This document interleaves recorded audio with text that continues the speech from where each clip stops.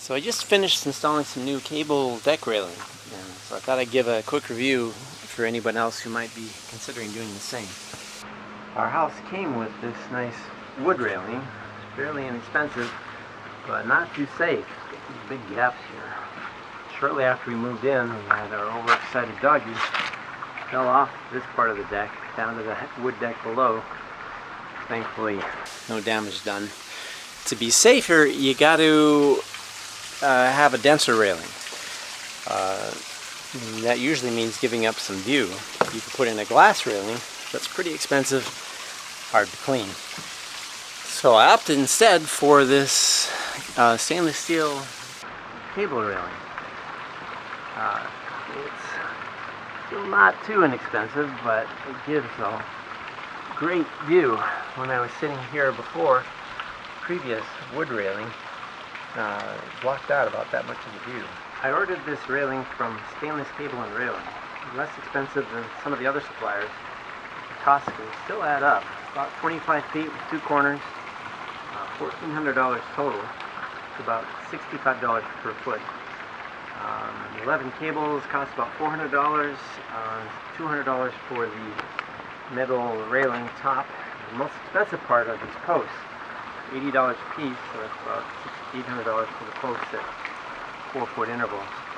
You could save quite a bit of money if you replace these posts and railing with wood and just pay the $400 for cables.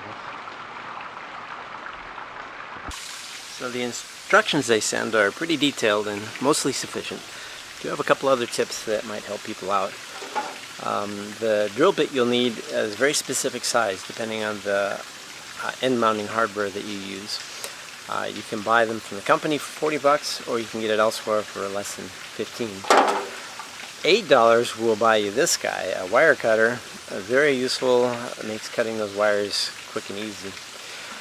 If you have an existing deck you're trying to take off, then this door jamb cutter is very useful. It goes, lets you cut wood flush with, like so. I had to cut out some old posts, and I can just easily cut them with this guy. Another tip is when you're cutting these wires is to cut them all first before you tighten them. You tighten them at the end here with an Allen wrench in these sockets here, but if you cut them all first before you tighten them, then you'll get a nice consistent length.